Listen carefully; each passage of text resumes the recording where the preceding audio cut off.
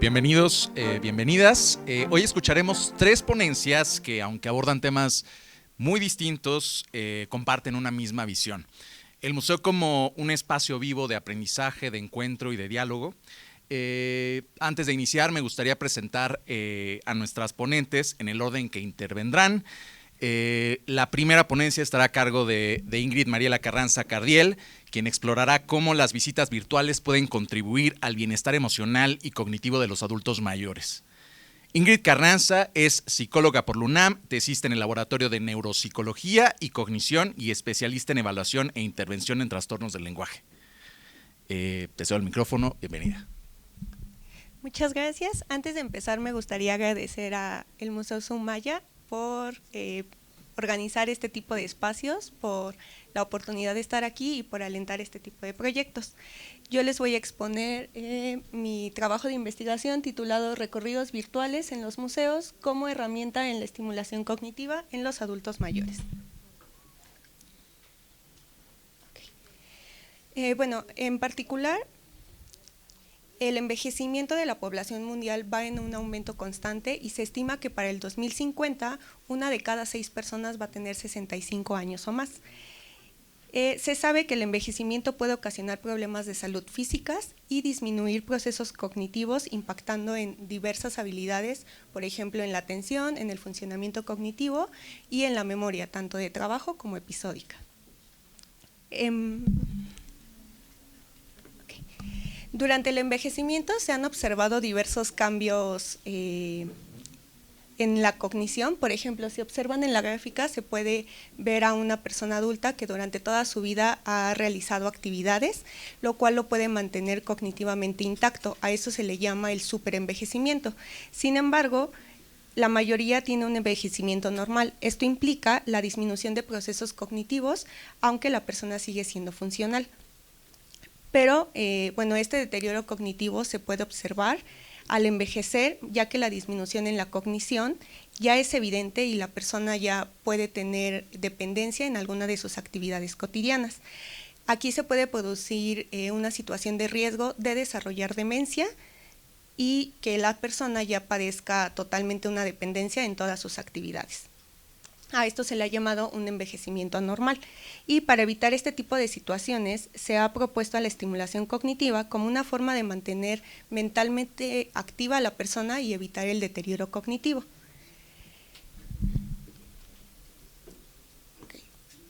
Habitualmente la estimulación cognitiva se lleva a cabo a través de actividades específicas del proceso a trabajar, por ejemplo, actividades para poder mejorar el desempeño en la memoria. Actualmente se busca que realizando actividades que incorporen la cognición, la sociabilidad, las emociones y la planificación se puedan desarrollar actividades de manera más completa. Al respecto, se ha mostrado cómo las visitas a los museos pueden mejorar el bienestar psicológico de los adultos mayores y la técnica empleada en este tipo de visitas son los objetos museísticos. Y es decir, esta interacción sensoromotora que los individuos pueden mantener con el objeto a la vez que pueden estar aprendiendo conceptos vinculados a este.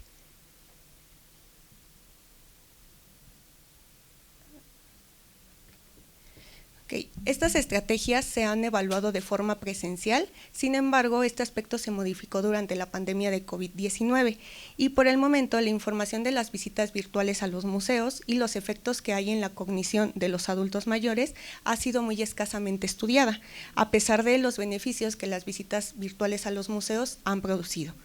De igual forma, se sabe poco acerca de si las diferencias en el tipo de museo puede generar cambios en la cognición, pues la mayoría de estas investigaciones que se han realizado han sido en museos de arte.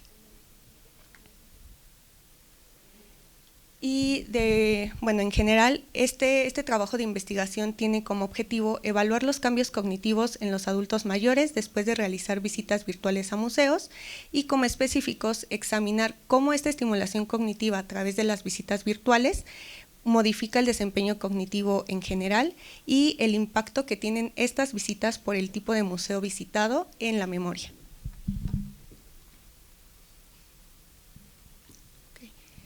Y bueno, como criterios de inclusión se tomó en cuenta adultos mayores de 55 años o más que residieran en México, que tuvieran al menos 6 años de escolaridad con una visión y audición normal o corregida, contar con conexión a Internet y conocimientos básicos de manejo de cómputo, así como una disponibilidad de asistir los días sábado 2 horas durante 2 meses. A las personas que se excluyeron fueron que tuvieran la presencia de algún déficit sensorial, alguna enfermedad neurológica, enfermedades psiquiátricas y la presencia de algunas alteraciones en funciones cognitivas, ya que esto impedía la realización de la tarea. Y se eliminaba a aquellas personas que abandonaran el estudio o que se tuviera como algún conocimiento que tuvieran mala convivencia entre los participantes. La muestra fue recolectada de manera intencional a través de la publicación de una convocatoria en redes sociales, la cual contenía un formulario de Google y aquí participaron 10 personas, 7 eran mujeres y 7 eran hombres, con una edad promedio de 62 años y 15 años de escolaridad. Los instrumentos que se utilizaron para evaluar el estado cognitivo en general fue el Test de Evaluación Cognitiva de Montreal, MoCA, que evalúa la capacidad visoespacial ejecutiva, la denominación, la memoria verbal, la atención, el lenguaje, la abstracción y la orientación. Se pueden obtener 30 puntos máximo, pero a partir de los 26 se considera sin deterioro o normal. Y la escala de depresión geriátrica, que evalúa los síntomas de depresión, y estos pueden obtener 15 puntos, pero puntuando de 0 a 4 se considera sin depresión. Asimismo, se diseñó un cuestionario de memoria de objetos museísticos que fue semiestructurado y que fue acorde con los intereses de los investigadores. Bueno, aquí se podía obtener un total de 48 puntos y estaba compuesto de una parte de vocación libre y 5 objetos que eran evaluados a través de 3 preguntas. Okay. Una vez que los participantes fueron seleccionados a través de las respuestas del formulario que contenían preguntas sociodemográficas y la escala de depresión geriátrica, se hicieron las mediciones cognitivas del MoCA a través de sesiones vía Zoom. Posteriormente se llevaron a cabo las sesiones de estimulación cognitiva a través de las visitas virtuales durante 10 sesiones con una duración de 2 horas una vez por semana. Y al finalizar las sesiones de estimulación se hicieron nuevamente evaluaciones postcognitivas a través de vía Zoom.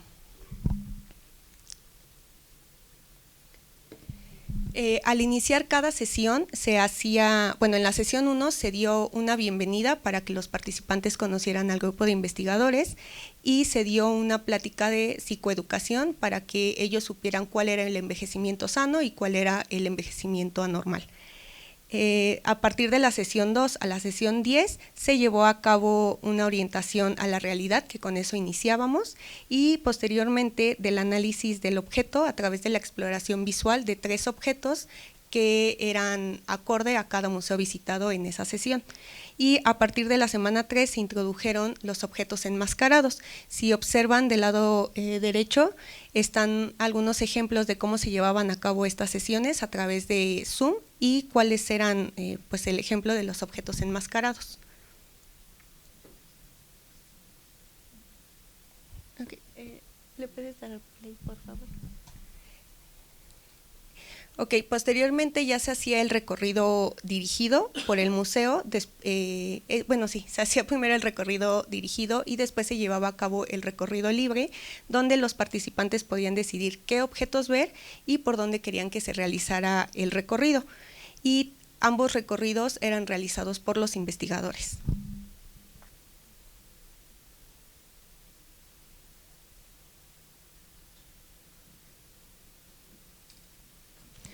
Se ve un poquito trabado por mi internet en ese momento, pero si pueden observar, aquí los participantes sí podían ver los objetos que en ese momento estaban en la sala del museo y la información de cada uno de estos objetos.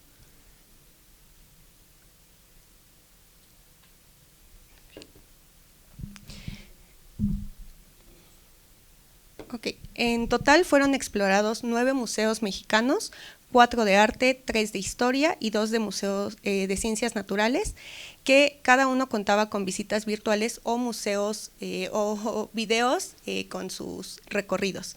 Y del lado derecho pueden observar los 9 museos que fueron visitados durante la estimulación.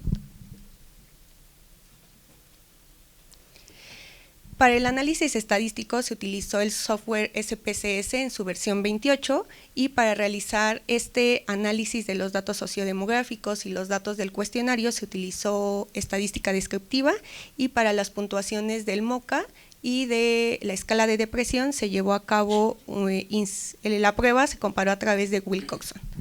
Se estableció un nivel de significancia menor o igual a 0.05. Los resultados obtenidos en la prueba MOCA indica que no existe un cambio significativo en el desempeño entre ambas condiciones pre y post, aunque si pueden observar la gráfica, se ve un ligero aumento en las puntuaciones post. Bueno, aquí como nota, la persona que puntuó más bajo en el pretest fue de 23 puntos, sin embargo, esa misma persona al realizar el post-test obtuvo una puntuación de 28.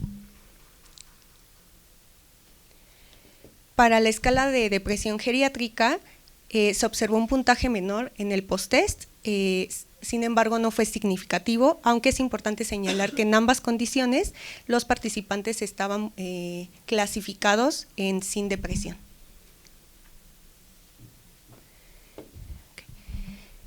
Con respecto al cuestionario de objetos museísticos, se observó que en la puntuación total obtuvieron un promedio de 20.5 puntos de los 48 posibles, lo que indica un 42% del recobro de información.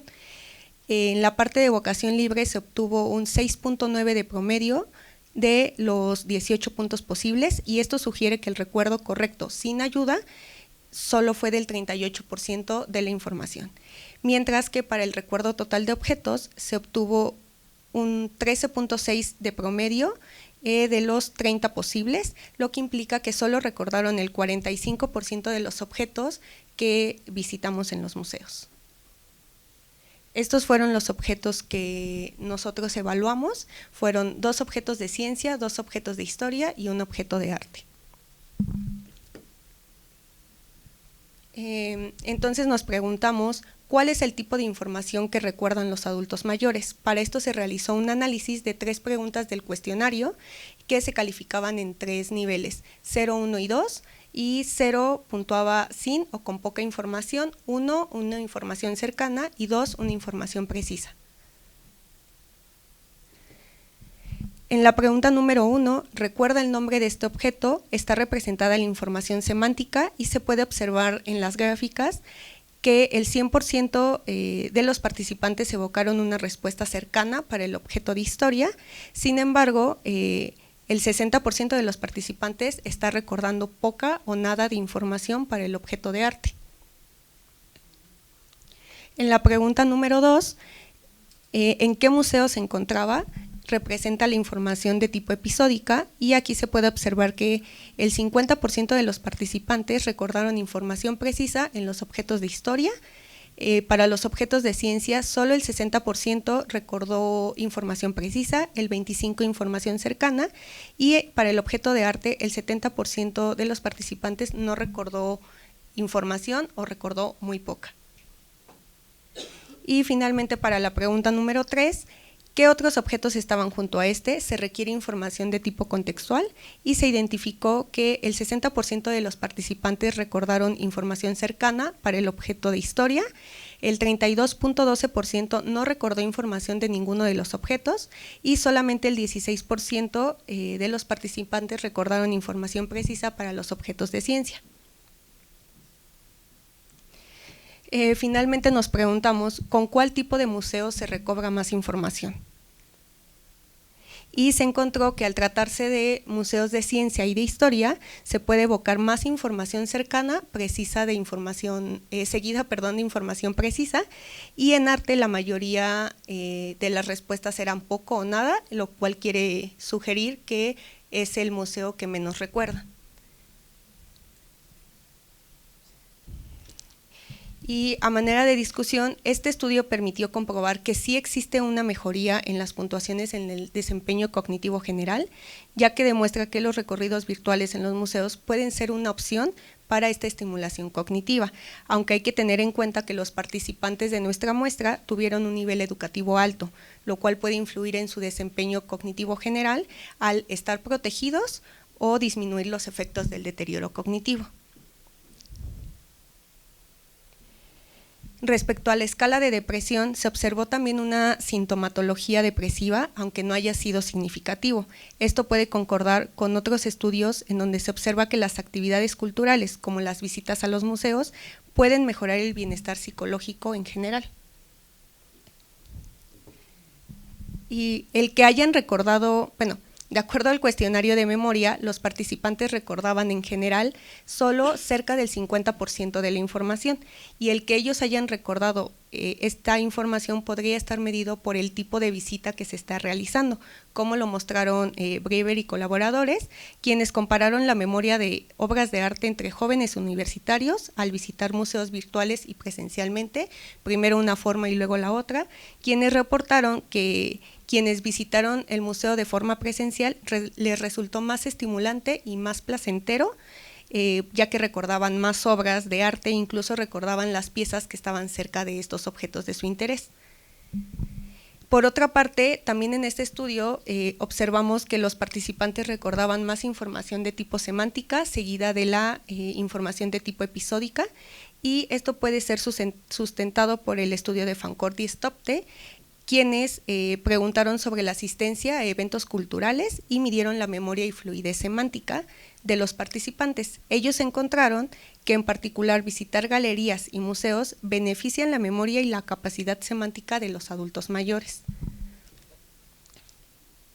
Y ya como conclusión, la visita a los museos promueve el bienestar psicológico y puede mejorar el aprendizaje y la actividad cerebral, aumentando la reserva cognitiva como un sistema de protección y a través de la estimulación cognitiva cuando ya se ven dificultades.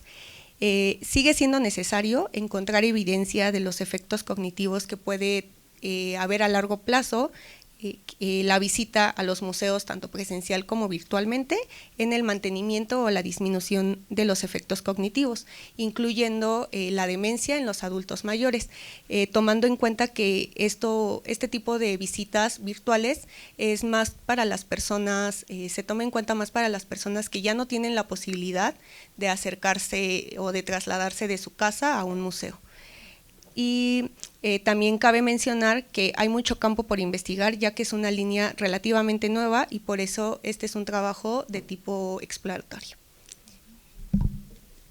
Y muchas gracias por su atención.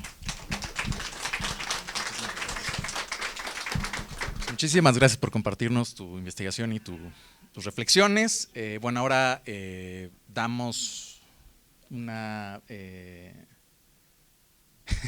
la bienvenida a María Paula Rosso y María Eugenia Pegrano, quienes nos traerán una propuesta titulada Un museo que se anima a jugar, el Museo Nacional Casa de Acuerdo como lugar de encuentro para la comunidad. En esta conferencia nos compartirán su experiencia en el Museo Nacional Casa del Acuerdo en San Nicolás de los Arroyos, Argentina. Entonces damos la bienvenida, nos conectamos hasta allá. Hola, muy buenas tardes, muy buenos días para todas y todas. Acá los saludamos desde Argentina. Voy a compartir pantalla. ¿Se escucha bien?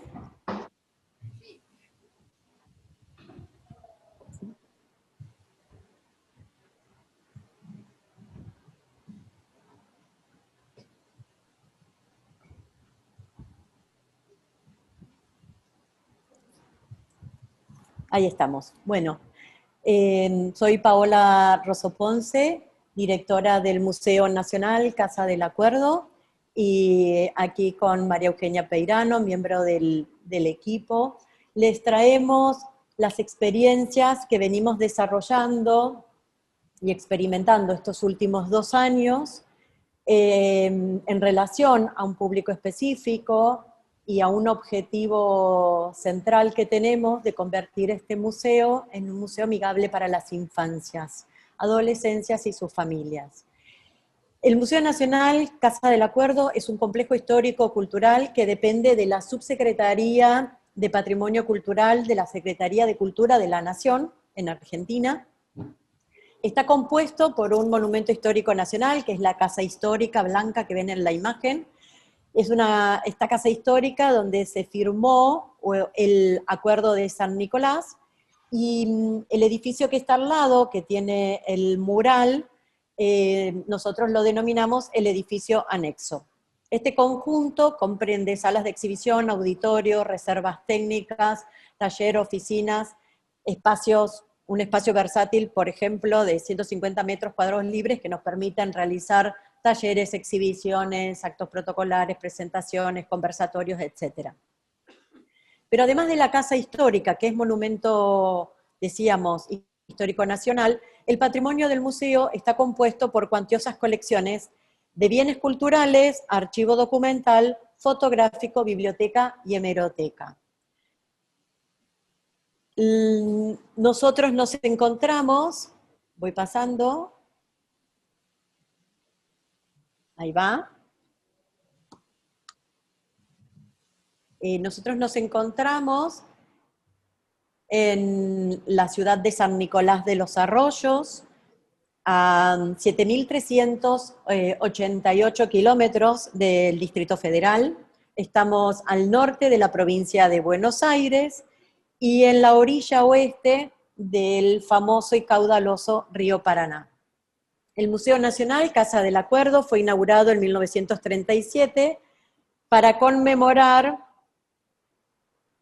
el Acuerdo de San Nicolás, como les decía, que firmaron en la Casa Histórica el 31 de mayo de 1852 los gobernadores de la Confederación Argentina. Este hecho histórico fue el puntapié fundamental para la consolidación del Estado Nacional y allanó el camino para la sanción de la Constitución Nacional, que fue el 1 de mayo de 1853. María Eugenia, Mario, ¿querés seguir vos?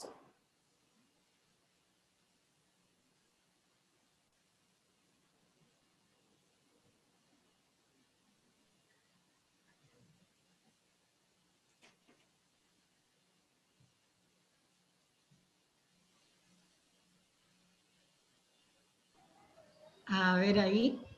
Sí, No sé si perfecto. se escucha, perdón, estaba con un tema con el micrófono.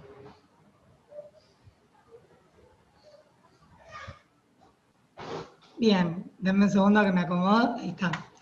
Bueno, nosotros en este encuentro les queremos compartir la experiencia de transitar un proceso de transformación que nosotros venimos llevando a cabo en el museo, que implica implementar proyectos y acciones que nunca se habían llevado a cabo, y abordarlos colectivamente para producir nuevos contenidos que alimenten los diversos canales de comunicación y así posibilitar la apertura del museo a la comunidad.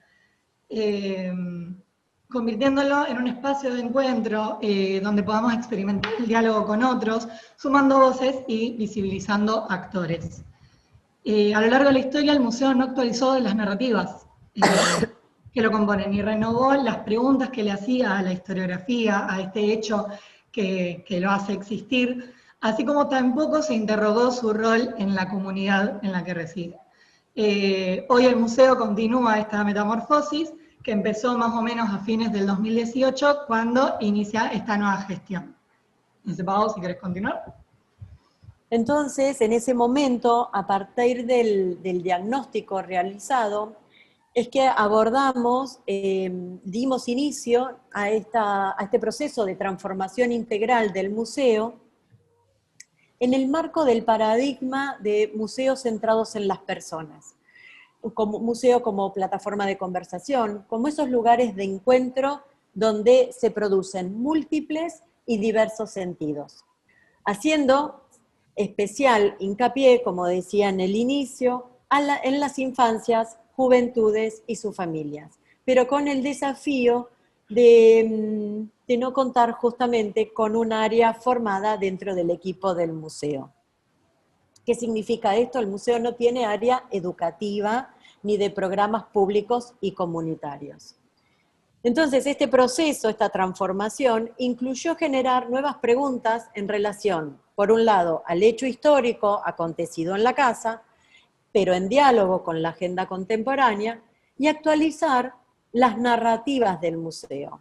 ¿Qué significaba esto para nosotros? Visibilizar actores, contextualizar el hecho, evidenciando la vida cotidiana de San Nicolás a mediados del siglo XIX, dinamizar el museo con una exhibición no permanente, pero sí principal, que se renueve y sume capas de sentidos por tipos de público, y modifique sus dispositivos regularmente. Pero la pregunta es cómo y quiénes llevamos adelante este proceso.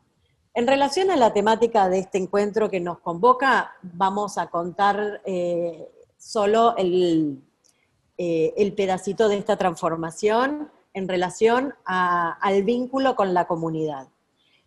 En 2018, la Casa Histórica se encontraba cerrada por obras, o sea, cerrada al público por más de un año.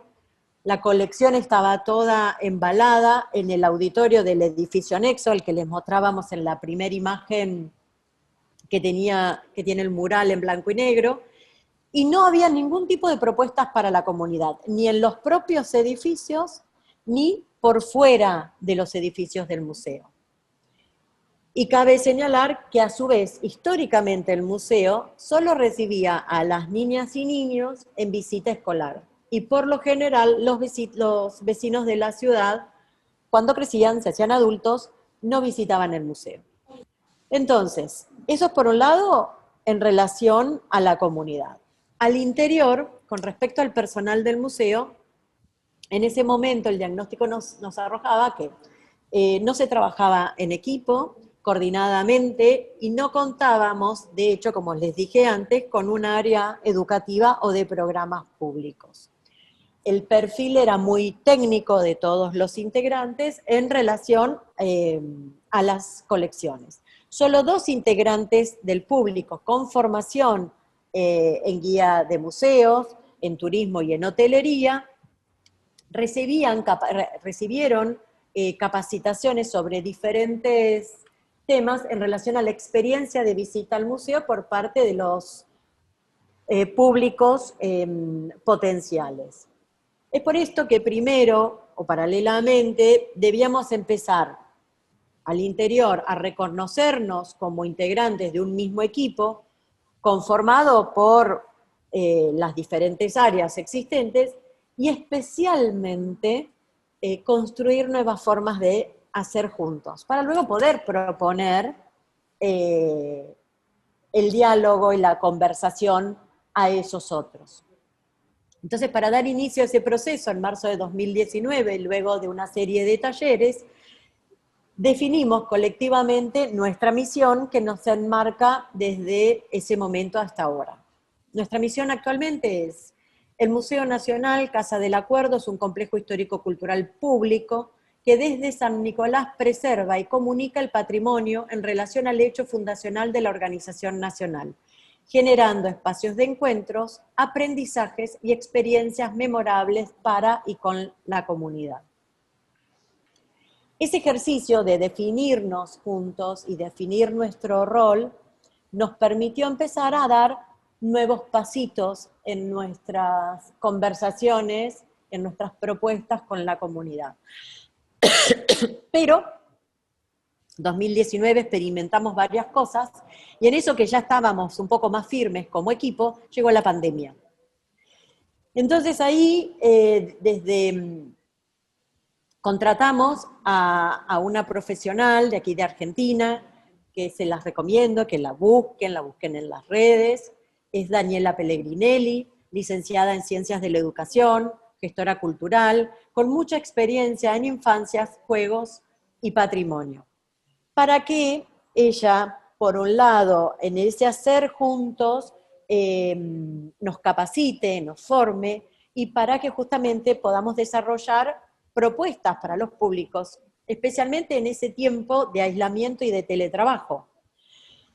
Y en ese contexto, justamente, y en este trabajo colaborativo y de mucho aprendizaje con Daniela, pudimos desarrollar una maravillosa programación de vacaciones de invierno con propuestas para las niñas, niños, adolescentes y sus familias, propuestas sincrónicas, asincrónicas para descargar, para hacer en casas en relación a la tarea escolar o en relación al disfrute de la mano de distintos lenguajes artísticos.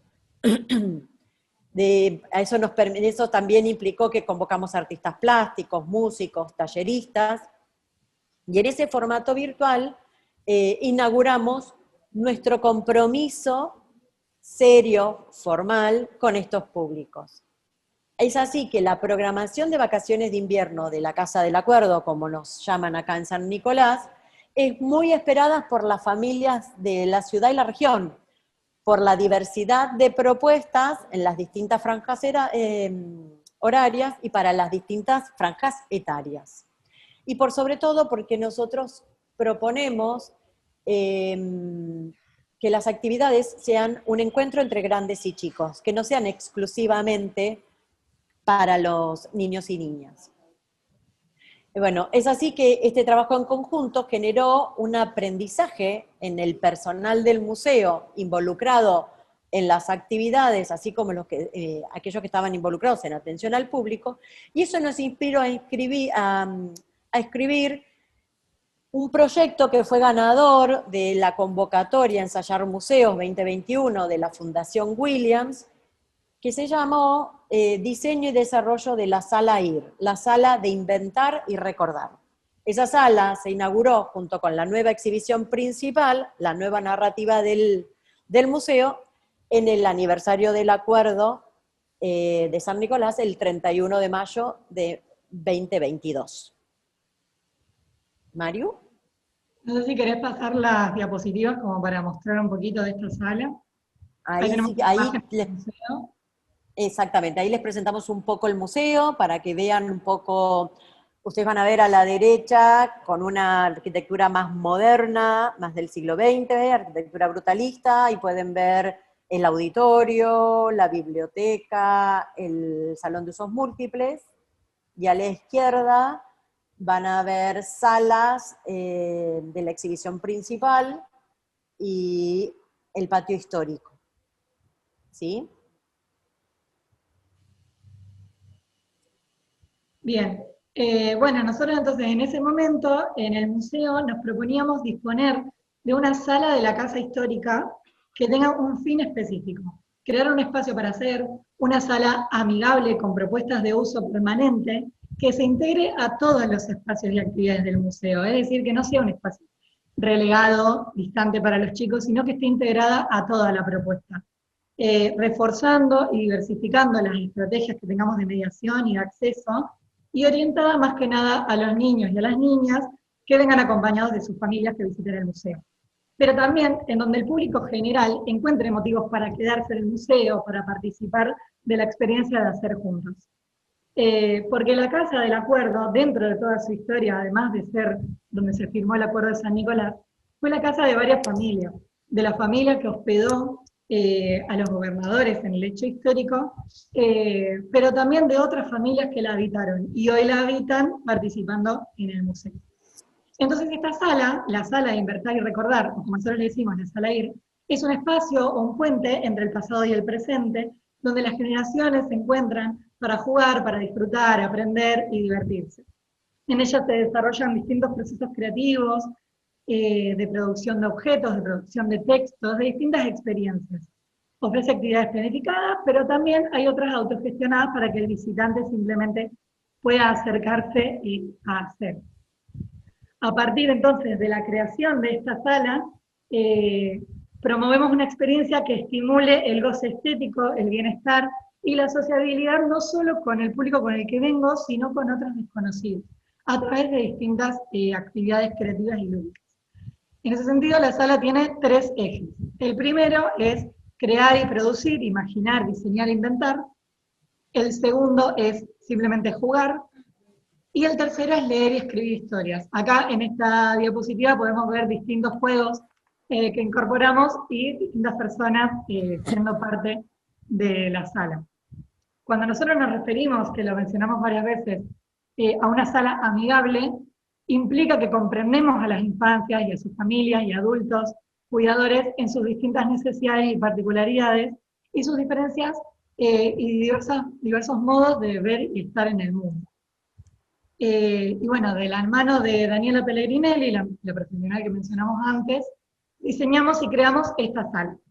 Adquirimos libros y juegos especialmente seleccionados y otros los desarrollamos a partir del patrimonio del museo, de la mano de ilustradores y jugueteros locales. Aprendimos en cada paso, cada decisión y cada detalle. Diseñamos y producimos la sala y eso fue un proceso sumamente rico para los que formamos parte del equipo.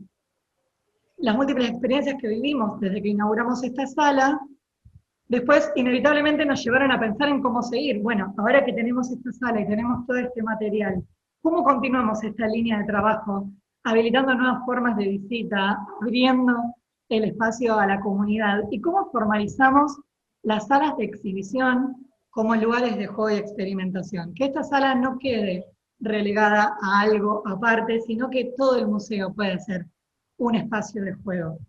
Y en ese Eugenia, nos ejercicio, acercamos a la marca de los 3 minutos. ahí ya, Por favor. entonces en este ejercicio cotidiano de repensar las prácticas, llegamos a la conclusión de que nuestra exhibición principal, que antes se veía en las imágenes, representa una perspectiva adultocentrista. Entonces era necesario generar una capa de sentido orientada a las infancias. Y es así que nos volvimos a presentar a la Fundación Williams en su convocatoria Ensayar Museos 2023, con un proyecto, Pau, si querés pasar a la otra diapositiva, que se llamó Ir al Encuentro, Pensar, Hacer, Decir y Jugar en la Casa del Acuerdo. Contratamos a un equipo de profesionales con experiencias en teatro, expresión corporal, docencia y pedagogía, con quienes armamos un equipo interdisciplinario que en primer lugar capacitó nuevamente al equipo del museo para poder tener una formación constante en estas áreas, y luego dimos paso a capacitaciones a docentes.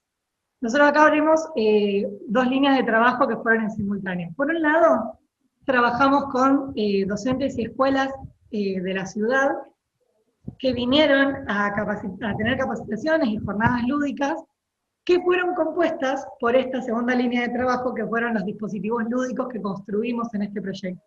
Si querés, Pau, pasar a la siguiente, que básicamente son dispositivos que habilitan al juego, a la intervención en nuestra exhibición principal. En estas imágenes podemos ver algunos de ellos.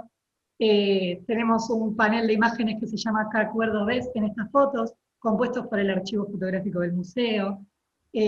También tenemos unas tablas con detalles del patrimonio que tenemos que salir a buscarlo y a observar en la exhibición principal, a ver en dónde los podemos encontrar. Así entonces pudimos ensayar una nueva forma de experienciar la visita al museo. El imaginario social tradicional del museo lo constituye como un espacio de molestia, un espacio de silencio donde nada se puede tocar, donde hay que tener mucho cuidado, donde no se puede hablar, y este juego, estos dispositivos, habilitan otra forma de estar en el museo, con un cuerpo integrado que lo habita, que lo transita, con sus emociones, con sensaciones, con los sentidos, de una manera mucho más espontánea. Bueno, no sé si estamos con el video, si podemos pasar el video, si no ya damos el cierre y no hay ningún inconveniente. Podemos ir al cierre, tenemos 1 minuto, por favor. Buenísimo. Ok, por ahí podemos pasar el video y si no, los invitamos a ver el video resumen, si ustedes después lo pueden compartir, pero básicamente a modo de cierre, después de estas 2 experiencias, nosotros somos otros. Estas vivencias nos han permitido reflexionar sobre nuestras prácticas y expandir nuestra visión sobre el rol que puede desempeñar un museo en su comunidad. La interacción con otros profesionales, las ideas compartidas, las dinámicas de trabajo colaborativo nos enriquecieron tanto personal como profesionalmente, y nos gustaría seguir creciendo y explorando nuevas formas de conexión con nuestros públicos, así como profundizar en el desarrollo de proyectos innovadores que lleven el juego como estandarte. Este camino de transformación y aprendizaje continuo es fundamental para seguir cumpliendo con nuestra misión de hacer del museo un espacio accesible inclusive y dinámico, un lugar de encuentro. Muchísimas gracias.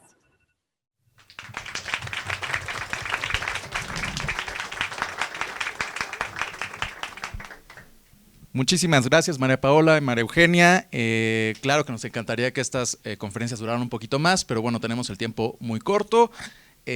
Para cerrar esta serie de mesas, nos toca continuar con Asminda Maideli Román Nieto, que se conecta desde Jalapa, Veracruz, y nos hablará de El museo no es como lo pintan, 2 décadas de divulgar el patrimonio arqueológico del MAX. Asminda es antropóloga por la Universidad Veracruzana y desde 2009 ha sido responsable de servicios educativos en el Museo de Antropología de Jalapa. Además, ha sido miembro del Consejo Internacional de Museos y de la Asociación Mexicana de Intérpretes del Patrimonio. Te damos la bienvenida, Asminda, te cedemos el micrófono y gracias a todos. Pues muchísimas gracias. Para mí es un gusto siempre compartir estos espacios por cuestiones, voy a hacer 3 aclaraciones, por cuestiones justamente de la agenda del MAX y específicamente del área de servicios educativos, pues no estoy de manera presencial ahí con ustedes, que me hubiera gustado muchísimo hacerlo, porque ahora a la hora de revisar el programa y ahora que me conecté, pues veo por ahí, aunque están de espaldas, ¿no?, hacia mí, algunas caras conocidas que de verdad me gustaría mucho, pues, saludarlas de manera muy cercana, pero bueno, esa es una. Por otro lado, comentarles también que el Museo de Antropología de Jalapa, si bien su acervo es arqueológico, no pertenece al Instituto Nacional de Antropología, sino a la Universidad Veracruzana, como el MAX es justamente el custodio de este patrimonio arqueológico, y bueno, también es importante hacer la aclaración en ese sentido.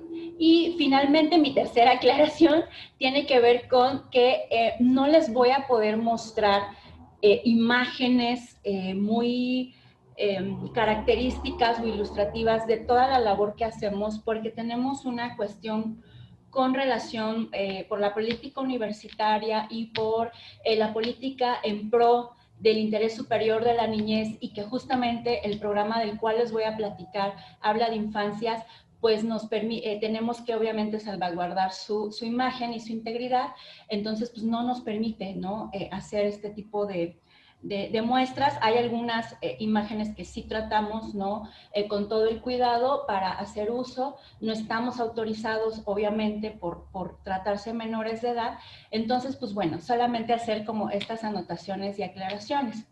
Y pues voy a permitirme ya empezar a presentar, y justo el tema que les voy a platicar y el título de la ponencia tiene que ver, me sentí muy identificada con los temas, y ahora que platicaban las compañeras de Argentina, más identificada porque justamente su experiencia tiene mucho que ver con lo que hemos hecho en estos 20 años de servicios educativos en el Museo de Antropología de Jalapa, y es justamente quitar un poco la idea de que el museo no es como lo pintan, ¿no? Ya hemos trabajado tanto en estos espacios educativos de los museos, con profesionales de museos, pero también desde una parte inclusive mucho más desde las curadurías, etcétera, que se sigue teniendo sobre todo con nuestros públicos y en estas motivaciones e intereses y formación de personas interesadas en estos espacios, pues esta idea de que los museos pues, son aburridos, ¿no?, son solemnes, son serios, y justo estos días y este coloquio pues ha mostrado una cara completamente distinta, ¿no? Entonces, pues bueno, esa es la intención de nosotros en el caso del tema que les estoy platicando. Mi participación va en 2 momentos, ¿no?, tratando también de cuidar los tiempos. La primera es hablarles de los servicios educativos en el Museo de Antropología de Jalapa, y la segunda específicamente de este programa dominical infantil que se llama Cuates del MAX, que este año orgullosamente cumplimos 20 años, ¿no? Son 2 décadas de acción, de trabajo con niños y niñas, con estudiantes colaboradores y con invitados, con personas que se han integrado a esta propuesta en el museo, y también cómo hemos cambiado las metodologías, ¿no? Escuchábamos la conferencia de Francisco en torno a esta metodología que ha trabajado con los objetos, la filosofía, la forma de cómo vamos trabajando la educación en museos, y pues justamente es mi intervención lo que les voy a platicar. De manera muy general, este es nuestro maravilloso Museo de Antropología de Jalapa, y nos sustentamos en mencionar que somos el segundo museo más importante en México de colección arqueológica después del Museo Nacional.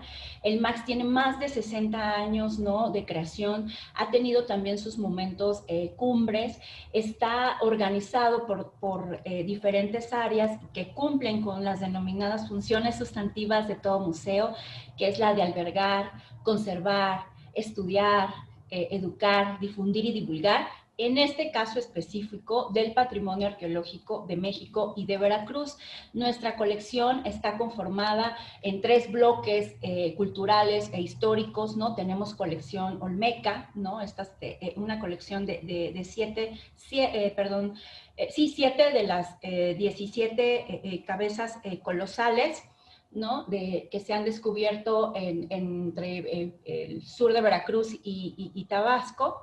Por ahí tenemos otro gran bloque que son las denominadas culturas del centro de Veracruz o las culturas del Golfo, y finalmente en el norte pues a la cultura huasteca, ¿no? Entonces, de manera general y con fines ilustrativos, pues nuestra colección está así. Además, el MAX además de contar con 9 salas y galerías, ¿no?, 3 incluso que le denominamos pérgolas, contamos con 2 espacios de exposiciones temporales artísticas, ¿no?, que también en donde se expone obra contemporánea, y pues una cafetería, un auditorio. Entonces, pues bueno, mi comercial va que quienes puedan, ¿no?, visiten el MAX, que los espera siempre con los brazos abiertos, y el museo justamente tiene diferentes actividades para diferentes públicos, ¿no?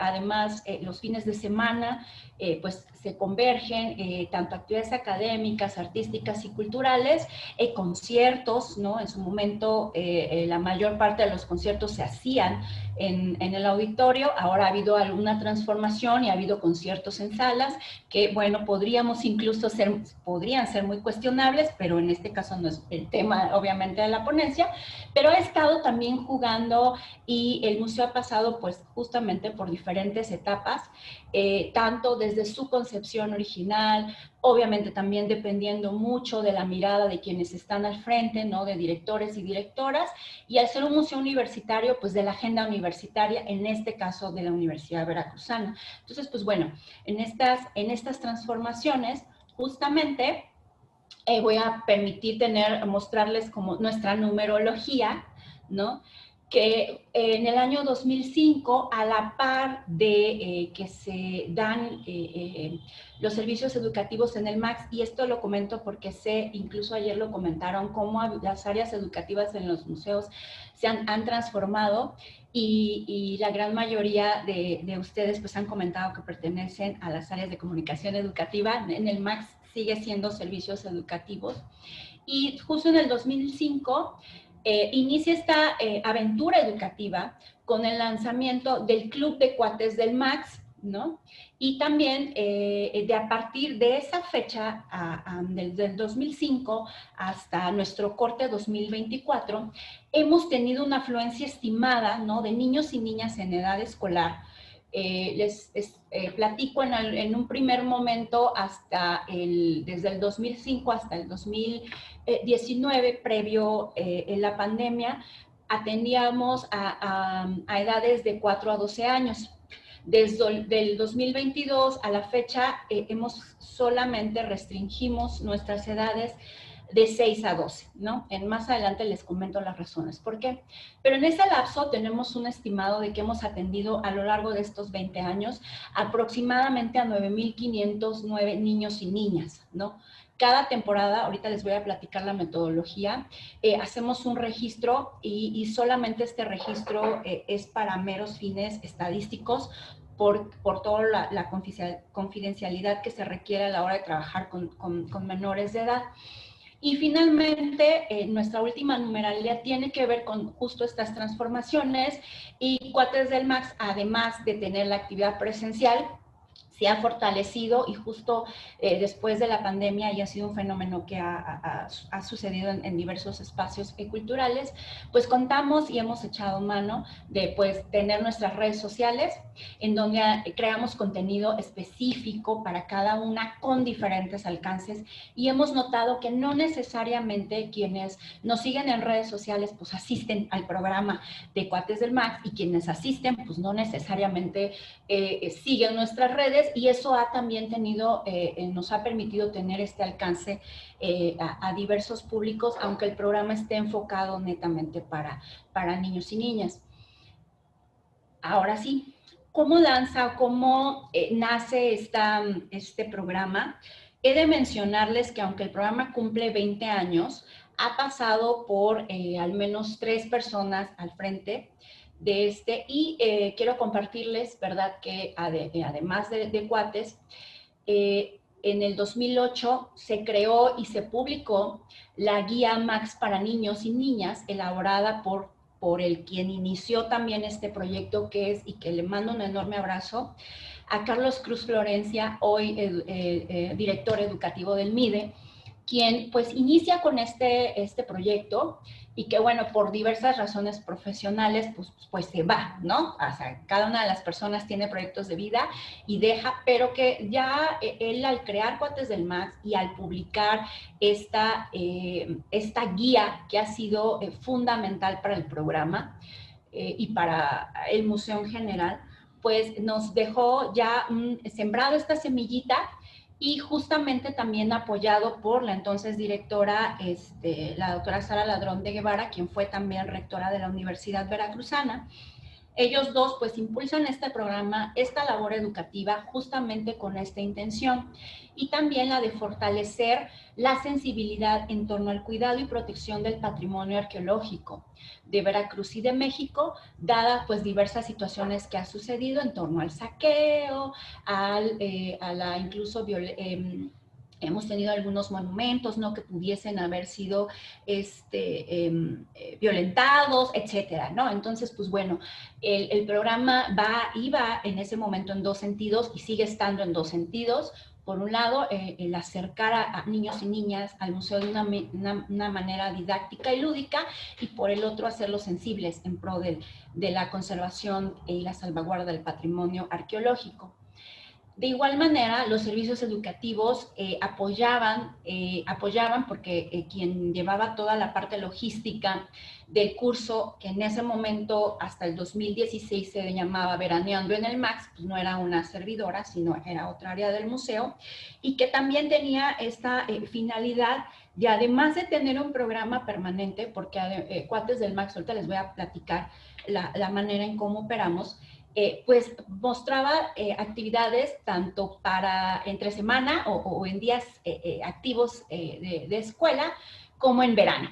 Entonces, pues bueno, cubríamos prácticamente todo el año, ¿no? Carlos se va en el 2008, llega Mayra Ortiz Williams, que también estuvo un año al frente del MAX, realizando actividades también, ¿no?, en pro del patrimonio y el desarrollo de la parte artística y de habilidades motrices, ¿no?, en pro de las infancias.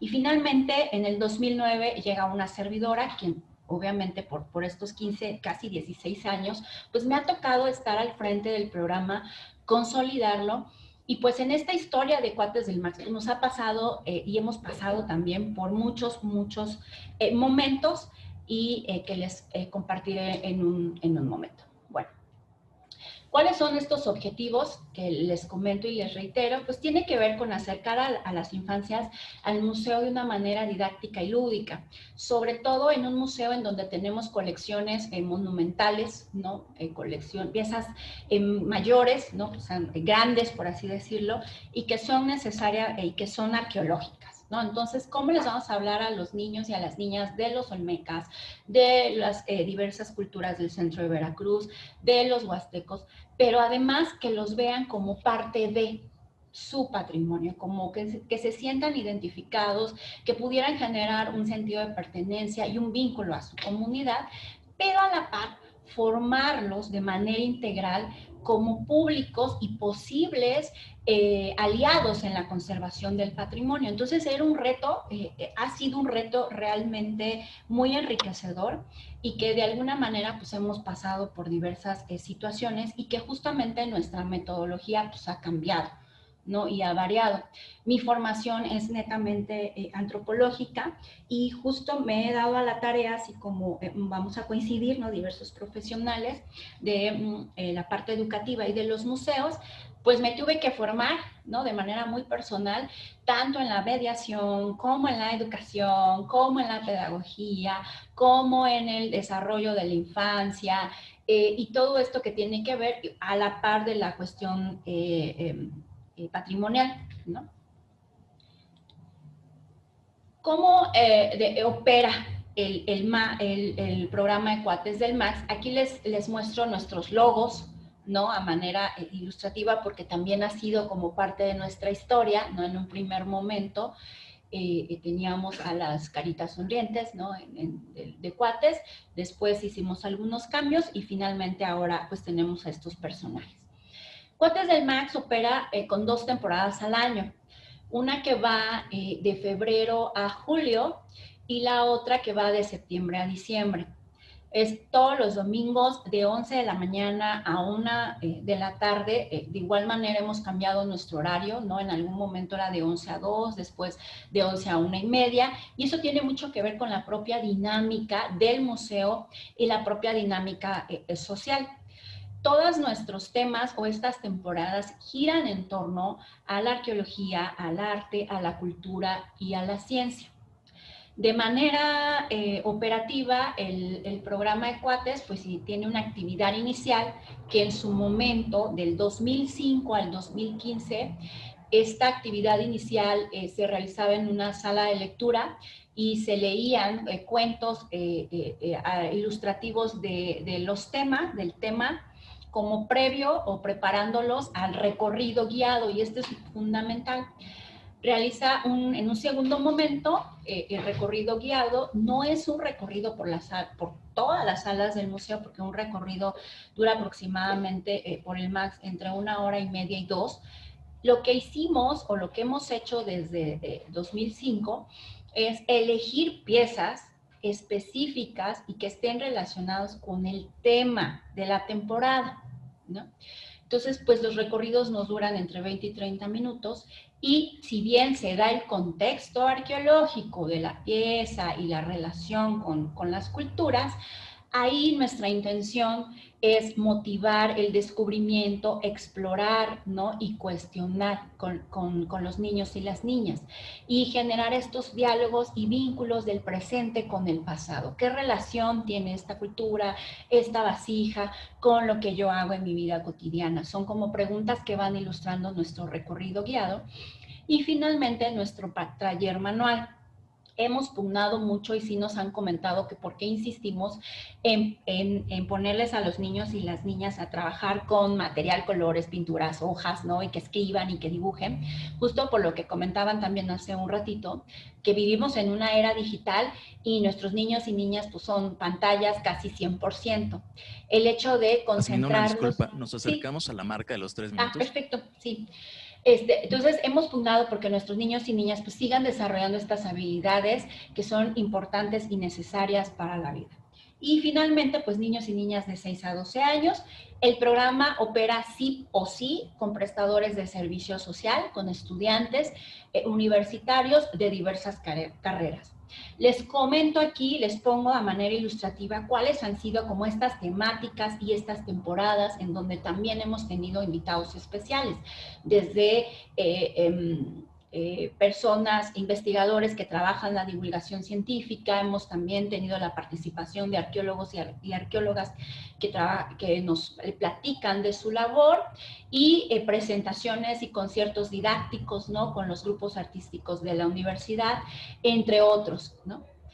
Hemos cambiado, ¿no? Estas son nuestras carteleras. Las carteleras salen cada temporada en donde estamos enunciando los temas.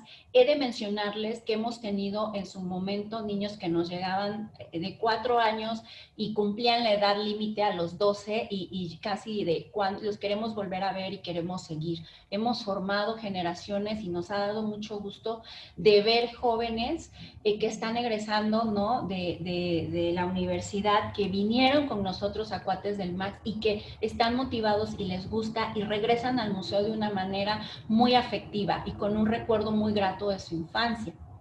Finalmente, también comentarles que integramos en el ámbito del patrimonio cultural una tendencia que se ha dado desde la arqueología y desde los estudios del patrimonio, que es la divulgación del patrimonio arqueológico, que tiene sus exponentes tanto a nivel que viene de escuelas de la educación ambiental, ¿no?, de los bosques canadienses y norteamericanos, y que aquí en México pues ha tenido cabida gracias al doctor Manuel Gándara Vázquez, quien ha sido precursor, ¿no?, de hacer esta interpretación que se denominaba en un momento temática, hoy divulgación significativa, divulgación del patrimonio arqueológico en específico, y su metodología la hemos integrado en esta idea de la comunicación para el gran público, de hablar desde un lenguaje sencillo y accesible, de un aprendizaje por medio de experiencias significativas y de la formación de públicos sensibles al patrimonio cultural. Finalmente, comentarles cuáles han sido pues todas estas implicaciones a lo largo de 20 años de trabajo de infancias aquí en el museo.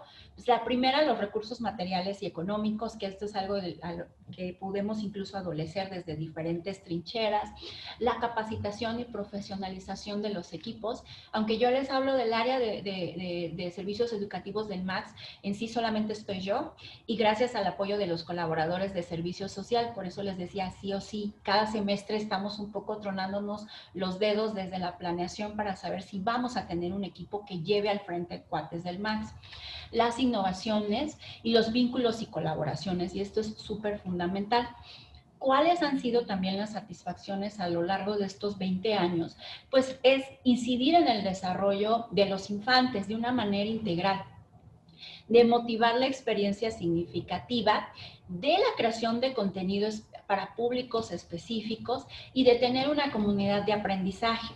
Hoy solamente les comparto un poco de estas ideas y de nuestro andar en estos 20 años, pero me parece que a lo largo de tanto de esta sesión como la de ayer y la del día de mañana, pues vamos a poder coincidir en muchos puntos que tiene que ver con esto, ¿no? Tener una comunidad de aprendizaje para nuestros públicos, pero también para nosotros como trabajadores de museos, y que estamos pues experimentando con todas estas ideas y con toda esta pasión que tenemos por nuestra labor.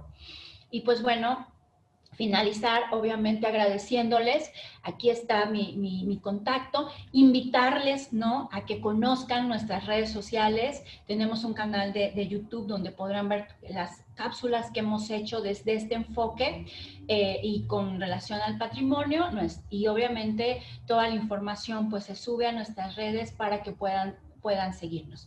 Les agradezco mucho la atención y siempre es un gusto compartir. Muchas gracias.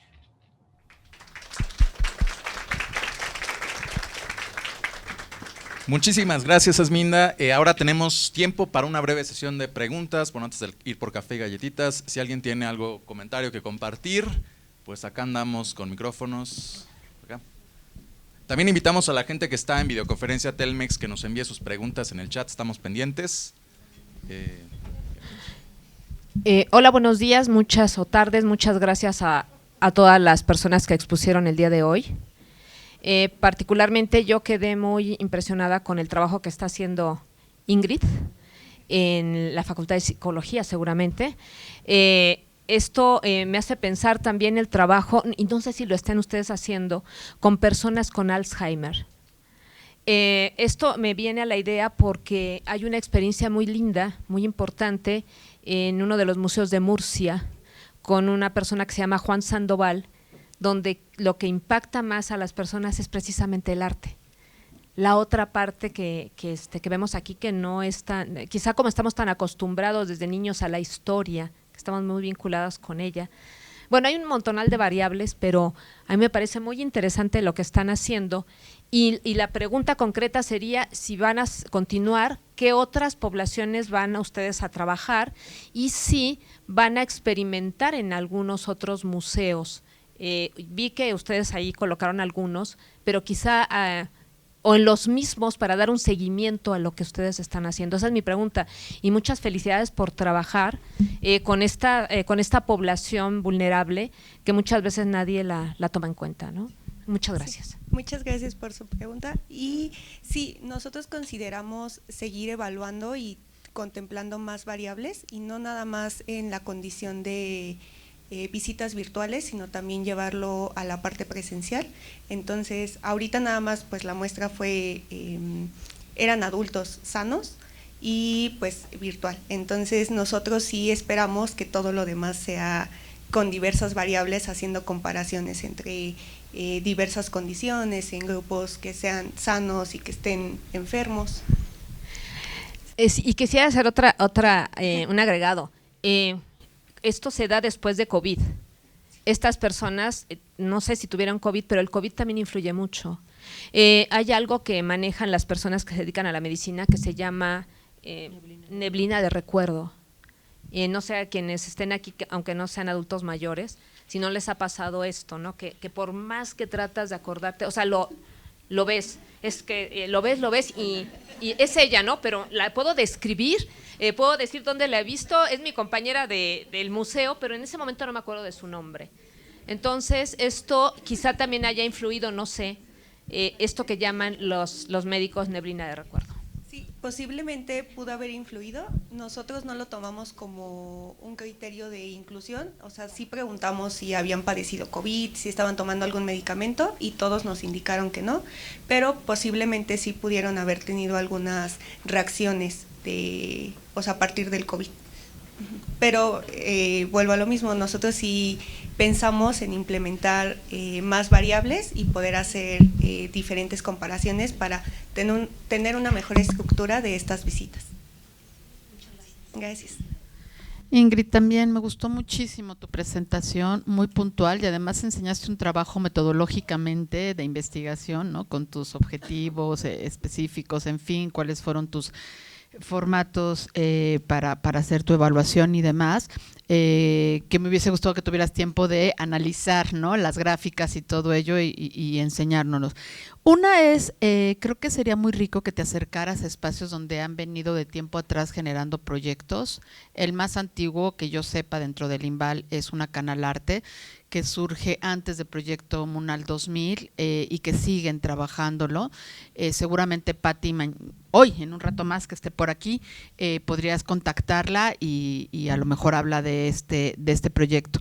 En particular, yo no he trabajado en la tercera edad tan específico, más he trabajado público con discapacidad que la tercera edad, pero me tocó un proyecto muy bonito que se dio en la pandemia que se llamó Dialogarte, que hizo el Instituto de Cultura de Guanajuato, en donde me pidieron llevar una serie de talleres a través del arte con las personas que estaban en el DIF, gente relacionada del DIF de Guanajuato, que estaban encerrados por el COVID, ¿no?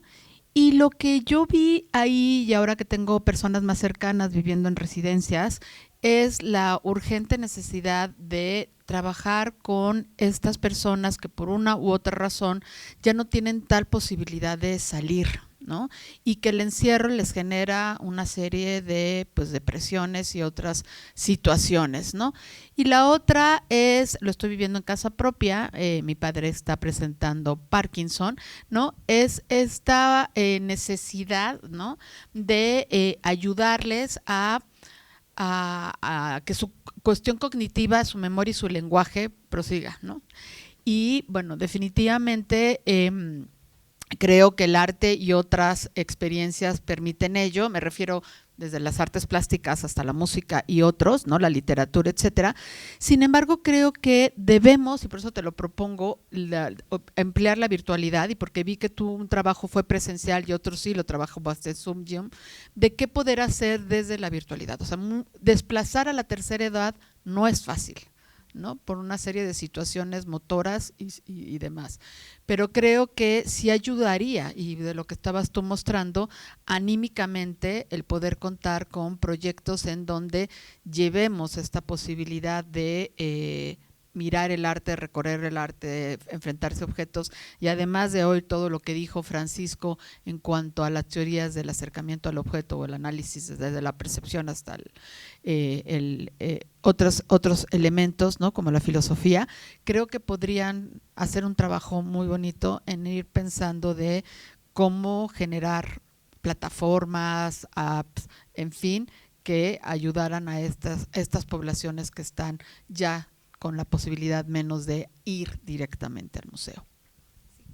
Muchas gracias por la información y por su pregunta. Y justamente, por ejemplo, muchos, o más bien la mayoría de nuestros participantes empezaron a crear muchos vínculos entre ellos, porque, por ejemplo, actualmente todavía hasta ayer en la noche mandaron ligas para visitar museos, o sea, entre ellos se siguen mandando como estas actividades a las cuales pueden ir. Incluso cuando estábamos haciendo nuestra intervención, como hay participantes que residen en otros estados, entre ellos era como pues si vienes a visitar este museo, te puedes ahorrar lo del alquiler de alguna casa o de algún hospedaje y te hospedas en mi casa. O sea, entre ellos hacían como estas conexiones, y pues eso también fue muy importante porque la primera sesión como que todos estaban más calladitos, casi no hablaban, a pesar de que nosotros tratábamos de estimular esta comunicación, pues ellos como que se mantenían un poco más callados. Pero a partir de la segunda sesión empezó todo a mejorar, porque ya entre ellos se platicaban experiencias y todo esto. Entonces sí, para nosotros es importante seguir estudiando estas visitas virtuales, pero como le comentaba, haciendo muchas comparaciones para poder estructurar mejor este tipo de visitas. ¿Alcanzó? Muy breve, por favor. Hola, gracias también para Ingrid. Bueno, es una crítica, la verdad es que creo que no corresponde poner en parámetro de comparación una visita virtual al museo con una visita presencial. Creo que está mal pensado, creo que, a ver, ¿se pueden comparar y hacer parámetros de comparación entre diferentes visitas virtuales? Sí, porque hay diferentes tecnologías y hay diferentes maneras de hacerlas. Hay algunas que son con la persona hablando, como en streaming, hay otras que son como la que tiene el Museo Frida Kahlo, que es donde yo trabajo, con 360, hay otras que son con realidad virtual. ¿Se pueden hacer parámetros de percepción, de comparación de percepción cognitiva entre diferentes visitas virtuales a museos? Sí. ¿Se pueden hacer parámetros de percepción cognitiva entre diferentes tipos de visitas presenciales? Sí. Pero poner en un mismo trabajo visita virtual en comparación, aunque sea en el mero papel, con visita presencial, siento que no está bien. No está bien, no corresponde. La visita virtual al museo no se puede comparar con una visita presencial. Es otra cosa. Es como que yo te pusiera un póster de las meninas y estuviera comparando la percepción cognitiva con las meninas en persona, que nunca las he visto en persona en todo caso.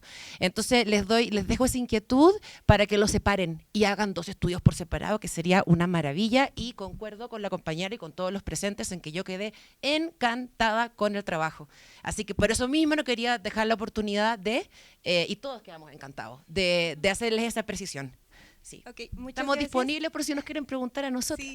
Sí, muchas gracias. Y justo esta intervención que se realizó, bueno, esta estimulación cognitiva solo se hizo vía virtual, o sea, no hubo comparaciones con presencial, nada, o sea, todo fue virtualmente, pero pues sí se trata como que en futuras investigaciones se puedan hacer pues comparaciones, porque hay muchas personas que dicen como, no, es que yo lo presencial, ¿no? O sea, solamente a mí me gusta lo presencial porque me estimula más o algo así, pero entonces es importante como también tener en cuenta qué beneficios pues les puede brindar tener visitas virtuales, sobre todo para aquellas personas que justo ya no pueden hacer este uso de ir directamente a algún museo. Pero nada más aquí para detallar, creo que lo que está diciendo es que son todos tus términos, tienes que corregirlos, porque sí dices presencial, y yo después te entendí que presencial es cuando podían entrar a hacerla. Entonces, sí creo que ahí cuida nada más que se entienda que siempre es virtual. O sea, todos entendimos que siempre era virtual. Lo que pasa es que cuando presentas tu trabajo ante la gente, no hables de las visitas presenciales. Out. Porque, claro, ¿cachai? Porque entonces, y entonces porque así no se genera la confusión y así nadie piensa que estás como comparando presencial con virtual. Okay. ¿Sí? De acuerdo, muchas Más bien gracias. eso, sí, más Sí, bien eso. gracias. Pues antes de dar cierre a esto y no atrasar más las siguientes mesas y claro, el break, me gustaría pedir un aplauso a nuestras panelistas. De Fundación Carlos Slim y Museo Sumaya entregamos el presente reconocimiento a Ingrid Mariela Carranza Gardiel. Muchas felicidades, muchas gracias. A María Paola Rosso Ponce, a María Eugenia Peirano, que nos acompañaron desde Argentina. Les haremos llegar pronto esos reconocimientos. Y a Asminda Maibel y Román Nieto, que nos acompañó desde Jalapa. Tendremos un break muy corto de 10 minutos, entonces los esperamos 10 minutos. Muchas gracias por acompañarnos.